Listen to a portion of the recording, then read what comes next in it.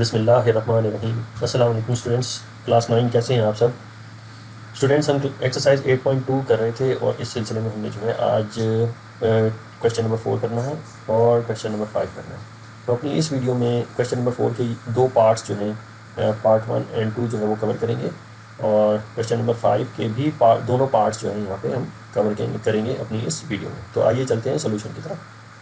Students, अब हम करने जा रहे हैं क्वेश्चन नंबर 4 का पार्ट 1।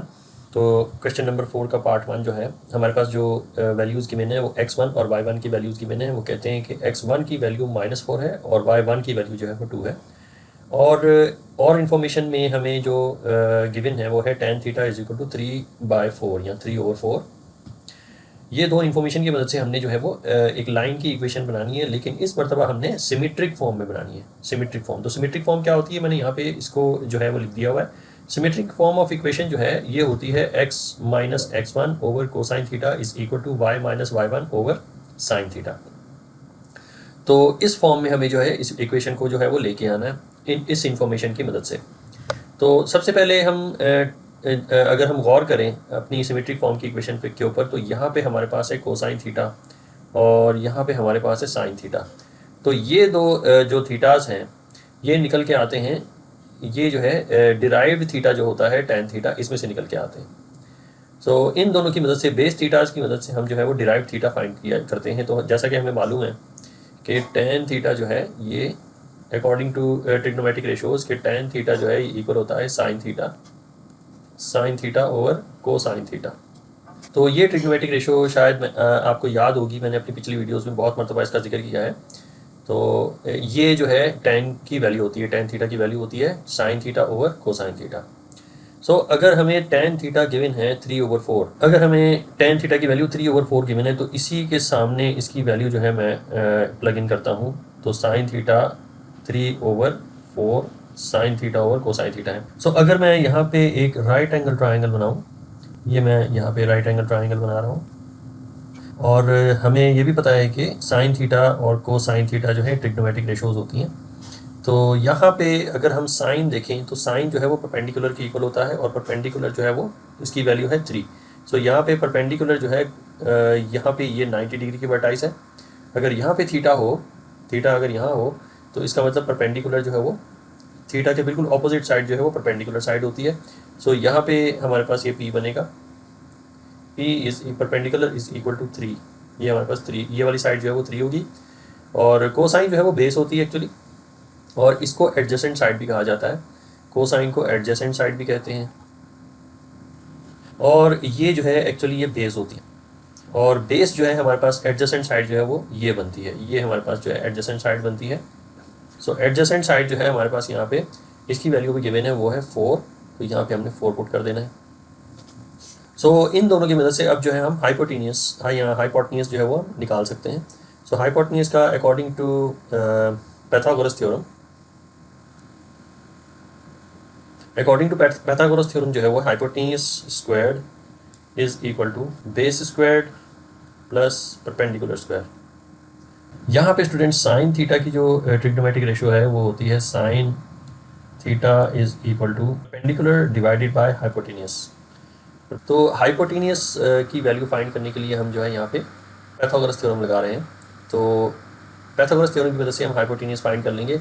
बिल्कुल इसी तरीके से जो कोसाइन थीटा है इसमें भी हाइपोटेन्यूस की वैल्यू होती है। तो कोसाइन थीटा किसके इक्वल होता है, cosine theta is equal to base divided by hypotenuse. ये बेस डिवाइड बाय हाइपोटेन्यूस के इक्वल होता है। तो यहाँ पे भी हाइपोटेन्यूस की ज़रूरत है, तो लिहाजा ये कोसाइन और साइन फाइंड करने के लिए इन रेशियोज़ का पता होना ज़रूरी है। सो टैन थीटा होता है 3/4 यानी परपेंडिकुलर ओवर बेस। अब जो है हमने हाइपोटेन्यूस फाइंड करना है, तो हाइपोटेन्यूस हम जो है वो पैथागोरस थ्योरम के जरिए से फाइंड करेंगे। ये हमारे पास पैथागोरस थ्योरम का इक्वेशन है। सो अगर हम वैल्यूज़ प्लग इन करते हैं हाइपोटेन्यूस स्क्वायर में, तो हाइपोटेन्यूस स्क्वायर जो है हम हाइपोटेन्यूस स्क्वायर ही रखेंगे, क्योंकि हाइपोटेन्यूस को हमें फाइंड करना है। Is equal to a square, यानी ए की वैल्यू यहाँ पे हमारे पास 4 है, तो 4 का स्क्वायर कर देंगे प्लस परपेंडिकुलर का स्क्वायर। सो परपेंडिकुलर की वैल्यू 3 है, तो यहाँ पे हम 3 का स्क्वायर करेंगे। अब स्टूडेंट्स हम इसे सिंप्लीफाई कर लेते हैं। तो hypotenuse is equal to 4 square जो है वो 16 है, और 3 स्क्वायर जो है वो 9 है, और this whole under square root. So इसे हम सिंप्लीफाई करेंगे तो h is equal to 25 under root, so hypotenuse हमारे पास आ जाएगा 5। यहाँ पे हमने शो कर देना है हाइपोटेन्यूस जो है वो 5 है। सो अब जो है हमने कोसाइन की वैल्यू फाइंड करनी है। कोसाइन जो है हमारे पास जो इसकी वैल्यू होती है वो होती है base over hypotenuse. So base जो है हमारे पास आप देख सकते हैं कि 4 है और हाइपोटेन्यूस की वैल्यू हमने फाइंड की है वो है 5। सो 4 ओवर 5 जो है कोसाइन की वैल्यू हो जाएगी। सो कोसाइन थीटा की जगह पे उसकी वैल्यू आएगी जो कि है 4 ओवर 5। बिल्कुल इसी तरीके से हमने साइन थीटा की वैल्यू फाइंड कर लेनी है। Sine theta is equal to perpendicular over hypotenuse. So यहाँ पे आप परपेंडिकुलर देखें तो 3 है इसकी वैल्यू, यहाँ पे हम 3 पुट कर देंगे और हाइपोटेन्यूस की वैल्यू जो है यहाँ पे 5 है। सो यहाँ पे हमने 5 की वैल्यू लिख देनी है। सो स्टूडेंट्स हमने कोसाइन की वैल्यू, कोसाइन थीटा की वैल्यू भी फाइंड कर ली है 4 ओवर 5 और साइन थीटा जो है हमारे पास है 3 ओवर 5। सो इसको हम यूज़ करते हुए अपनी लाइन की इक्वेशन जो है फाइंड करेंगे इन सिमेट्रिक फॉर्म। सो सिमेट्रिक फॉर्म में सबसे पहले हमने x लिखना है। ये हम लिखने जा रहे हैं फ्रैक्शन x माइनस x1 की वैल्यू स्टूडेंट्स यहाँ पे गिवन है क्वेश्चन के अंदर, x1 की वैल्यू जो है वो -4 है। सो यहाँ पे हमने ब्रैकेट पुट करके -4 लिखना है डिवाइडेड बाय कोसाइन थीटा। तो कोसाइन थीटा की वैल्यू है 4 ओवर 5 और ये इक्वेशन की लाइन जो है ये हम पुट करेंगे, ये इक्वेशन है। और y माइनस y1 लिखने के लिए हम y लिखेंगे सबसे पहले और y1 की वैल्यू जो है क्वेश्चन में गिवन है दैट इज़ 2। सो यहाँ पे हमने -2 लिख देना है, -2 ओवर ये डिवाइडेड बाय साइन थीटा है। साइन थीटा की वैल्यू हमने निकाली है 3/5। सो 3 ओवर 5 जो है यहाँ पे इस तरीके से हम इसको लिख लेंगे। अब हम इसे जो है सिंप्लीफाई करेंगे तो माइनस माइनस प्लस हो जाएगा। सो यहाँ पे हमारे पास हो जाएगा x + 4 ओवर 4 ओवर 5, 4 ओवर 5। ये हमारे पास जो है वो फर्स्ट जो है फ्रैक्शन हो जाएगी इज़ इक्वल टू, ये फर्स्ट पॉइंट हो जाएगा और सेकंड पॉइंट होगा हमारे पास y minus 2 over 3 over 5, 3 over 5। सो ये हमारे पास जो है वो सिमेट्रिक फॉर्म में इक्वेशन आ जाएगी। ये है हमारा फाइनल आंसर। स्टूडेंट्स अब हम करने जा रहे हैं पार्ट 2 और पार्ट 2 का ये क्वेश्चन नंबर 4 का पार्ट 2 है और यहाँ पे भी लगभग वही इन्फॉर्मेशन गिवन है, यानी x1 की वैल्यू गिवन है वो है 6 और y1 की वैल्यू भी गिवन है वो है -6। सो और हमारे पास यहाँ पे थीटा जो है वो 30 डिग्रीज है। सो हमने यही सिमेट्रिक फॉर्म की इक्वेशन यूज़ करते हुए लाइन इक्वेशन फाइंड कर ली, लाइन की इक्वेशन फाइंड कर लेनी है इन सिमेट्रिक फॉर्म। सो अगेन हम एज्यूम करेंगे कि ये जो है हमारे पास चूँकि क्वेश्चन के अंदर गिवन है ये x1 की वैल्यू है और -6 जो है वो ये y1 की वैल्यू है। हमने इसको जो है इस तरीके से वैल्यूज़ पुट करनी है और थीटा की जगह पे ये थीटा जो है वो 30 डिग्री है तो हमने लिख लेना है कुछ इस तरीके से कि कोसाइन थीटा, कोसाइन थीटा अब नहीं रहेगा बल्कि कोसाइन 30 डिग्रीज रहेगा और साइन भी 30 डिग्रीज रहेगा क्योंकि थीटा जो है वो 30 डिग्री है। सो हमने इनकी वैल्यूज़ फाइंड करके इनको जो है सिमेट्रिक फॉर्म में ले आना है। तो सबसे पहले हमने x माइनस x1 लिखना है। सो x हम लिखेंगे और x1 की वैल्यू जो है वो हमारे पास यहाँ पे 6 है। सो x minus 6 over cosine theta की जगह पे कोसाइन 30 लिख देंगे, कोसाइन 30 इज़ इक्वल टू, और इक्वेशन की अदर हैंड पे सिमेट्रिक फॉर्म है ये, तो इक्वेशन की दूसरी जगह पे हमने यानी राइट हैंड साइड पे y माइनस y1 लिखना है। तो y हम एज इज़ लिखेंगे, इसमें से माइनस करेंगे y1 को, तो y1 की वैल्यू जो है वो -6 है तो इसे हम जो है वो ब्रैकेट में लिखेंगे -6 को, this divided by sine theta की जगह पे साइन 30 लिखेंगे, साइन 30। तो ये स्टूडेंट्स हमारे पास इसका जो है सिमेट्रिक फॉर्म में लाइन की इक्वेशन आ गई। लेकिन अब हमें इसको सिंप्लीफाई भी करना है। x minus 6 divided by cosine 30 is equal to, minus minus है मल्टीप्लाई होकर प्लस हो जाएगा तो y + 6 ओवर साइन 30। तो ये इसका फाइनल इक्वेशन का जो है वो आंसर है। ये इक्वेशन की फॉर्म जो है इसको हम कहते हैं सिमेट्रिक फॉर्म। तो ये सिमेट्रिक फॉर्म में इस तरीके से हम इसको फाइंड कर लेंगे। कोसाइन 30 और साइन 30 की वैल्यूज़ पुट करके भी आंसर निकाल सकते हैं हम। सो अपनी इन वैल्यूज़ को यानी कोसाइन 30 को हम इसके जो है वैल्यूज़ में भी, वैल्यूज़ की शक्ल में भी लिख सकते हैं। कोसाइन 30 की वैल्यू है √3/2। सो अब हम अगर चाहें तो इसको x माइनस 6 डिवाइडेड बाय √3/2 जो कि कोसाइन 30 की वैल्यू है, हम इस तरीके से भी इसको लिख सकते हैं। और दूसरा जो है हमारे पास ये है y + 6 डिवाइडेड बाय साइन 30 भी हम जो है फाइंड कर लेंगे। तो साइन 30 की वैल्यू जो है वो हम पुट करने जा रहे हैं। साइन 30 इसकी वैल्यू है 1/2। सो साइन 30 की जगह पे 1/2 जो है हम इस तरीके से भी लिख सकते हैं। सो ये हमारे पास जो है सिमेट्रिक फॉर्म में आंसर इसका आ जाएगा। हम दोनों तरीक़ों से जो है इस आंसर को रिप्रेजेंट कर सकते हैं। ये भी हमारे आंसर का हिस्सा है, या आप अगर आप साइन 30 की वैल्यू पुट करना चाहते हैं तो ये भी हमारे आंसर का हिस्सा है। स्टूडेंट्स, अब हम करने जा रहे हैं क्वेश्चन नंबर 5 का पार्ट 1। तो क्वेश्चन नंबर 5 के पार्ट 1 में हमसे ये रिक्वायर किया गया है कि find equation of line in normal form. So normal form जो है हमने यहाँ पे लिख के आपके लिए रखा हुआ है। ये नॉर्मल फॉर्म होती है इक्वेशन की, तो हमने इसी फॉर्म में इक्वेशन को जो है वो फाइंड आउट करके लिखना है। सो ये है हमारे पास x cosine theta plus y sine theta is equal to p, where p is equal to distance. p जो है वो डिस्टेंस को रिप्रेजेंट करता है। तो हमने अपनी इस फॉर्म में यानी नॉर्मल फॉर्म में इक्वेशन को फाइंड करके लिखना है। सो x जो है इसको हम कॉपी डाउन करेंगे, इसको कॉपी कर लेंगे, और कोसाइन थीटा की जगह में हमने लिखना है कोसाइन, चूँकि theta is given in the question वो है 120, तो कोसाइन 120 आप लिखेंगे यहाँ पे 120 plus y sine 120 is equal to p। So p की वैल्यू यहाँ पे क्वेश्चन में 5 है, तो यहाँ पे हमने 5 पुट कर लेना है। अब स्टूडेंट्स इनकी वैल्यूज़ हम फाइंड करेंगे कोसाइन 120 एंड साइन 120 की, और इनकी वैल्यूज़ को प्लग इन करेंगे इस इक्वेशन में। सो हमने कुछ इस तरीके से इसको फीड करना है कि कोसाइन 120 हम फीड करेंगे कैलकुलेटर पे, तो हमारा आंसर आता है -1/2। सो -1/2x जो है हमारे पास इसका आंसर आएगा। अगर हम इसको x जो कि मल्टीप्लाई हो रहा है कोसाइन 120 से, तो -1/2 इसकी वैल्यू निकल के आ जाएगी। और y साइन 120 इसे भी हम फाइंड कर लेते हैं। साइन 120 जो है हमारे पास आंसर आता है √3/2। यहाँ पे हम लिखेंगे √3/2y दिस इक्वल्स टू 5। यहाँ पे स्टूडेंट्स अगर हम अवॉइड करना चाहें फ्रैक्शन को, तो डिनोमिनेटर में आप देख सकते हैं कि 2 लिखा हुआ है, तो ईच टर्म को अगर 2 से मल्टीप्लाई कर दें तो हमारा डिनोमिनेटर यहाँ फ्रैक्शन जो है इट टर्न्स इनटू इंटीजर्स। सो ये इंटीजर में चला जाएगा। ऑन द अदर हैंड हम जो है यहाँ पे एलसीएम भी ले सकते हैं। जिस बच्चे को जो है जिस तरीके से आसानी से समझ आती है वो ये काम कर सकता है, लेकिन यहाँ पे चूँकि डिनोमिनेटर में 2 है, सो हमने एक लाइन ड्रॉ की और 2 लिखने के बाद -x प्लस √3y लिखेंगे दिस इक्वल्स टू 5। सो 2 जो है 5 से जाके मल्टीप्लाई होगा, so -x plus √3y is equal to 2 times 5 is 10। So ये हमारे पास जो है इसका लाइन की इक्वेशन निकल के आती है in the form of normal form. So normal form में हमारे पास ये इसका आंसर आता है। ये हमारे पास इसकी लाइन इक्वेशन है नॉर्मल फॉर्म। स्टूडेंट्स हम इसे जो है स्टैंडर्ड फॉर्म में भी लिख सकते हैं। हम चूँकि ये नेगेटिव x है, नेगेटिव x को हम राइट हैंड साइड पे ले जाएं तो ये पॉजिटिव x हो जाएगा, और पॉजिटिव √3y को हम राइट हैंड साइड पे लेके जाएंगे तो ये नेगेटिव √3y हो जाएगा। और 10 जो है यहाँ पे पॉजिटिव ही रहेगा, तो +10 आप लिखने के बाद इक्वेट कर देंगे इसको 0 के साथ, तो ये जो है नॉर्मल स्टैंडर्ड फॉर्म आ जाएगी हमारी इक्वेशन की। तो इस तरीके से भी हम अपने आंसर को एलेबरेट कर सकते हैं। अब हम करने जा रहे हैं पार्ट 2। क्वेश्चन नंबर 5 का पार्ट 2 है, वेयर एज p जो है हमें उसकी वैल्यू गिवन है वो है 10, और p जो होता है वो डिस्टेंस कहलाता है। p को हम कहते हैं दैट इज़ डिस्टेंस, और डिस्टेंस की वैल्यू गिवन है वो है 10। जबकि जो सेकेंड इन्फॉर्मेशन है क्वेश्चन के अंदर वो है tan थीटा, तो tan थीटा की वैल्यू 1 है।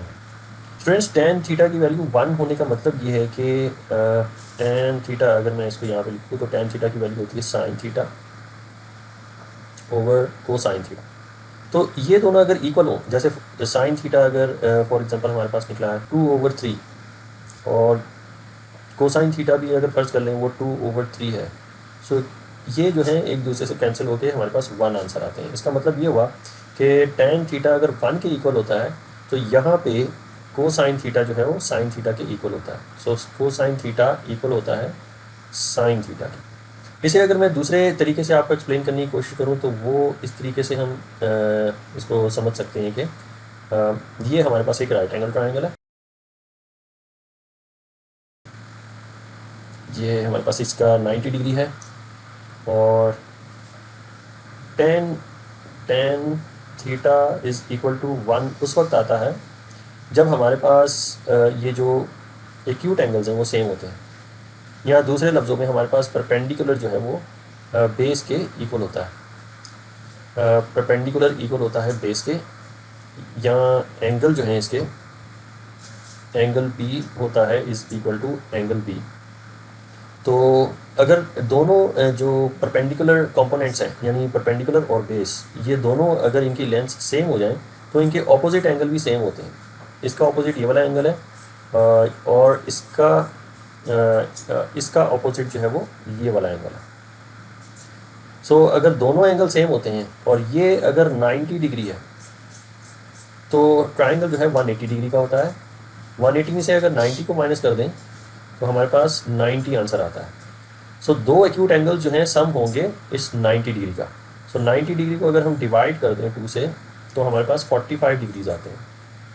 सो ईच एक्यूट एंगल जो है वो 45 डिग्री का होगा। ईच एक्यूट एंगल जो है वो 45 डिग्रीज का होगा। स्टूडेंट्स, आपको एक मतलब फिर से एक्सप्लेन करता चलूँ कि अगर हम राइट एंगल ट्राइंगल बनाते हैं जहाँ पे tan थीटा की वैल्यू अगर 1 निकलती है, वहाँ पे साइन थीटा जो है वो कोसाइन थीटा के इक्वल होता है। ऑब्वियसली ये दोनों वैल्यूज़ अगर इक्वल होंगी, फ़र्ज़ कर लें साइन थीटा भी 2 है और कोसाइन थीटा भी 2 है, दोनों वैल्यूज़ अगर इक्वल होंगी तो दोनों कट होकर आंसर 1 ही देंगी। तो इसका मतलब ये हुआ tan theta is equal to 1। So इसका मतलब ये है कि sine theta is equal to cosine theta. तो जब ये दोनों थीटाज इक्वल होते हैं तो हमारी जो ये ट्राइंगल बनी है ये परपेंडिकुलर जो है यहाँ पे बेस के इक्वल हो जाएगा। और बेस अगर बेस लिखेंगे तो बेस जो है वो परपेंडिकुलर के इक्वल होगा। सो ये दोनों साइड्स अगर इक्वल हो जाएं, ये दोनों साइड्स जो हैं अगर इक्वल हो जाएं तो इनके ऑपोजिट एंगल भी जो है वो इक्वल होते हैं। इनके ऑपोजिट एंगल जो हैं वो भी इक्वल होते हैं। सो अगर हमारे पास ये 90 डिग्री का एंगल है एक वर्टाइस के ऊपर, एक वर्टाइस के ऊपर अगर 90 डिग्री का एंगल है तो हमने टोटल में से 90 को माइनस कर देना, यानी टोटल एंगल ट्राइंगल के 180 होते हैं, इसमें से 90 माइनस करें तो हमारे पास 90 बचता है। सो इन दोनों एक्यूट एंगल का जो सम है वो 90 होना चाहिए। सो हमने क्या करना है, चूँकि ये दोनों एंगल्स सेम है, इक्वल हैं, तो इसको हम 90 को जो है हम 2 से डिवाइड करेंगे तो ईच एंगल जो है वो 45 डिग्री का आ जाएगा। तो हमारे पास ये एक्यूट एंगल्स जो हैं वो 45 डिग्रीज के निकल के आएंगे। सो इसे जो है हम वैल्यूज़ जो है अपनी पुट करेंगे अपनी इस लाइन की इक्वेशन में, जो कि है नॉर्मल फॉर्म में। सो हम लिखेंगे x multiplied by cosine 45 plus y sine 45 is equal to p। तो p की वैल्यू गिवन है वो है 10। सो हमने यहाँ पे 10 पुट कर दिया। सो अगर हम वैल्यूज़ पुट करें कैलकुलेटर पे और चेक करें कि कोसाइन 45 और साइन 45 क्या होता है, तो इसे भी हम जो है इसकी वैल्यू फाइंड कर लेते हैं। सो साइन 45 जो है √2/2 है, और अगर आप इसकी जगह कोसाइन लेते हैं तो उसका भी आंसर जो है वो √2/2 आता है।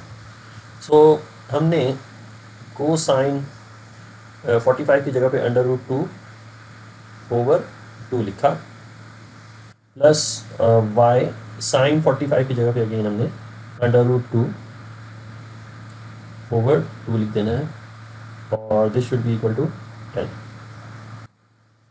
नेक्स्ट स्टेप में स्टूडेंट्स हमने √2/2 को एज अ कॉमन जो है वो फैक्टर आउट करना है। ये √2/2 और ब्रैकेट में जो है वो x प्लस वाई ही रहेगा। So x plus y is equal to 10।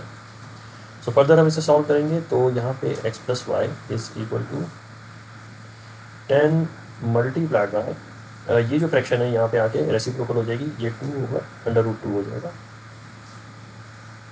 सो इसे अगर हम सॉल्व करें तो ये हमारे पास x plus y is equal to 2 times 10 is 20/√2।